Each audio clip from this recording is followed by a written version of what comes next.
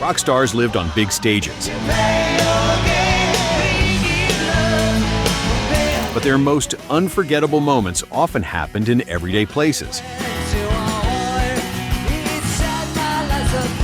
A restaurant table, a subway platform, a daytime couch, no tickets, no warning, just a normal day turning legendary in seconds. These were 12 times rock stars surprised fans when they least expected it.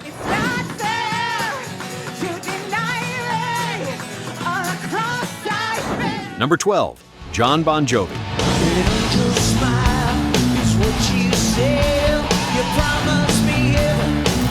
A simple dinner at JBJ Soul Kitchen in Toms River turned into a once-in-a-lifetime memory for lifelong fan Carol Cesario.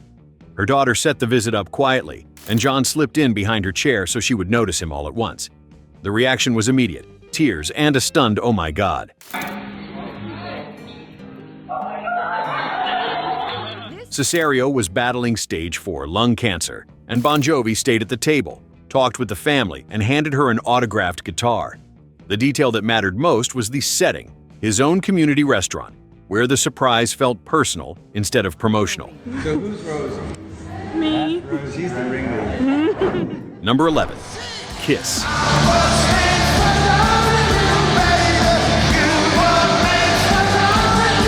A daytime talk show booking looked like a normal segment until the rooms changed. 9-year-old cancer survivor David Dingman Grover sat with his parents on the Ellen DeGeneres show, talking about surviving a brain tumor doctors had feared was inoperable. I named it Frank because I was afraid of Frankenstein when I was littler, and it helped me conquer my fears. Then Ellen brought out his favorite band. The door opened and Kiss walked in, full makeup, full presence, and the kid froze in disbelief.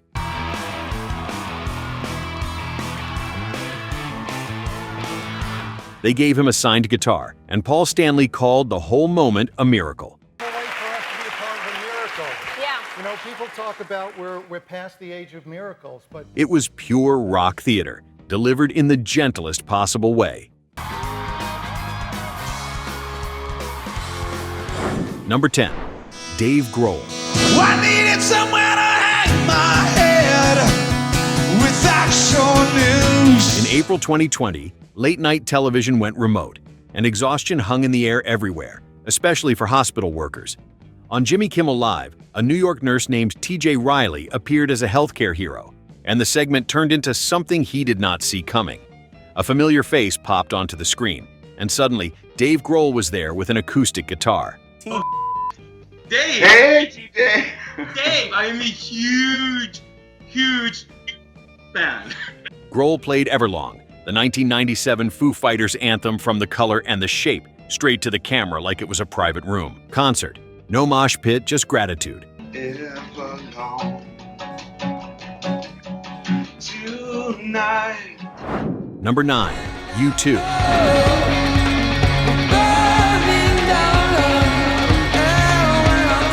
In May 2015, New York commuters hustled through Grand Central and got blindsided by a random busking band. U2 and Jimmy Fallon hid under wigs and street clothes, then eased into I Still Haven't Found What I'm Looking For, the 1987 Joshua Tree single that later hit number 1 on the Billboard Hot 100. But I still haven't found what I'm looking for. At first, nobody cared, because it was the subway. Then the disguises came off, phones went up, and the platform turned into an instant arena.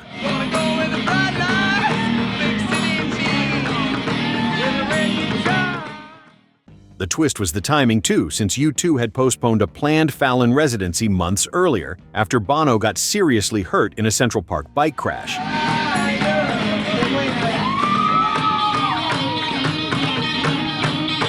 Number 8, Green Day.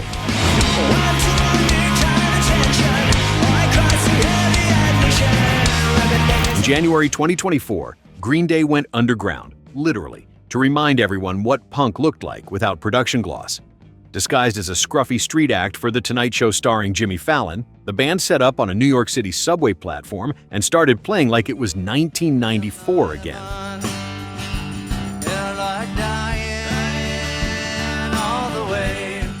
The crowd gathered fast, because you can disguise clothes, not that energy. Then the reveal hit, and suddenly commuters realized they were standing feet away from the band behind Dookie. Do you have the time to listen to me whine about The album that had sold over 20 million copies worldwide. A boring commute turned into a story people told for years. Back it up? Am I just paranoid? Number 7. Alanis Morissette.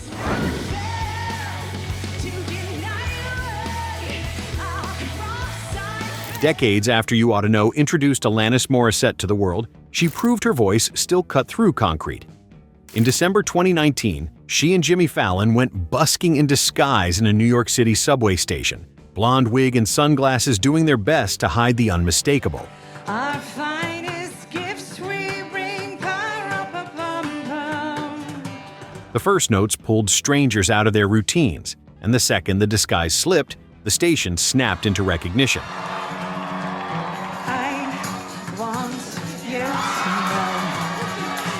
For fans who wore out Jagged Little Pill in the mid-1990s, it was the dream version of Public Space, a hit song appearing where it had no business being.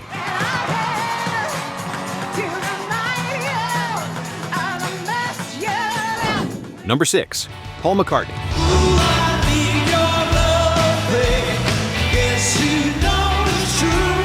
A Queen's School Day in October 2013 suddenly became Beatles history. Inside the Frank Sinatra School of the Arts in Astoria, Paul McCartney walked on stage and played a surprise set for roughly 400 students, teachers, and guests, with Tony Bennett watching from the room he helped build.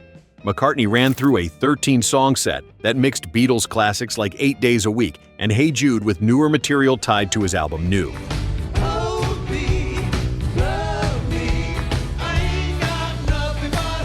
Between songs, he took student questions, turning the surprise into a masterclass that sounded like a concert.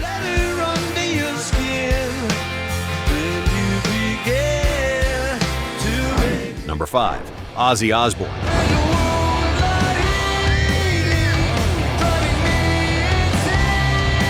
Some surprises were sweet, and some were designed to make you jump out of your skin. In 2010, fans visiting a New York wax museum sat down beside a lifelike Ozzy Osbourne figure, expecting the usual photo and a laugh. Then the wax moved. Ozzy had swapped places with his own statue as a prank, popping to life inches away from people who thought they were safe.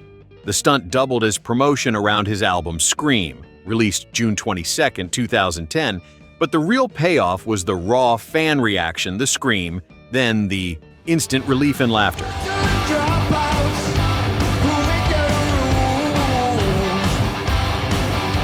Number 4. Jack Black. Butt cheeks is warm.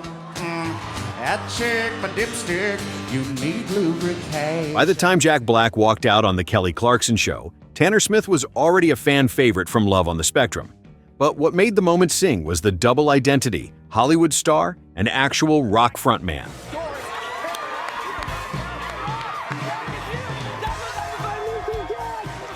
Black locked onto Tanner's Tenacious D shirt and matched his excitement instantly. The surprise played like a perfect rock meet and greet, only cleaner. Good, Jack. And Jack, you're very active, just like me. And you're very strong, too. I am, you know, Yes. I do work out a little bit. Tanner lit up, Black got emotional, and the whole thing felt like a reminder of what fans wanted from celebrities: warmth without distance. It was a rock star moment delivered by a guy who never stopped acting like a fan himself. Surprise. And to meet you in person is really amazing for me, too. Yeah, Jack, it's really amazing for me, too. Yes, Jack. Yes, Jack. Number 3. Michael Stipe. I think I thought I saw you try. In the 1990s, Rem felt like the soundtrack of a certain kind of American cool. So it was hilarious whiplash when Michael Stipe popped up on Nickelodeon's The Adventures of Pete and Pete as Captain Scrummy, a rival ice cream vendor to the show's beloved Mr. Tasty. What can I get you, son? How about a sludge-sickle? Kids watching had no clue they were seeing the voice behind Losing My Religion. Parents absolutely knew, and they loved it. You'll have to talk to Mr. Tasty if it's a blue tornado you're after. Do you know where I can find him? Nope. That was the magic of the cameo, the rock star stepping into a weird little TV universe with zero ego, letting a children's show deliver the surprise instead of a publicity team. My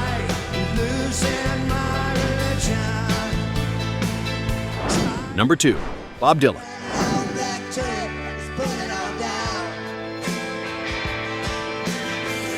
Bob Dylan built a career on mystery, so a sitcom appearance landed like a glitch in reality. On October 12, 1999, he appeared on the ABC comedy Dharma and Greg in the episode Play Lady Play, with Dharma auditioning to play in his band.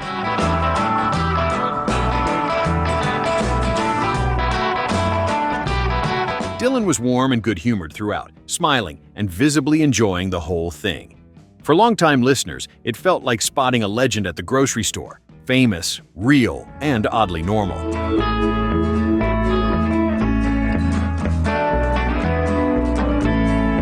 Dylan had already reshaped songwriting in the 1960s, and here he was inside a lightweight TV plot, proving that the biggest icons could still show up in the strangest places.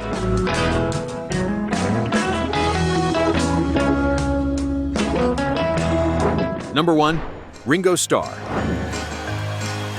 Listen for your footsteps coming up the Saturday night arenas were one thing, but kids' television was the last place most people expected to see a Beatle. When Shining Time Station debuted on PBS in 1989, Ringo Starr appeared as Mr. Conductor, an on-screen character tied to the Thomas the Tank Engine stories inside the show. Worth doing well, I say. And that goes double when you're doing my windows, because they're double. Parents did a double take because it was Ringo, smiling at preschoolers like it was the most natural gig in the world. Thomas living there with you? Dear me, no. Thomas is a steam engine. The series itself ran from 1989 to 1993, and Ringo's early involvement gave the whole thing a quiet rock and roll glow. It ended as the gentlest kind of surprise, familiar and comforting. I hear the clock a-ticking on the mantel shelf.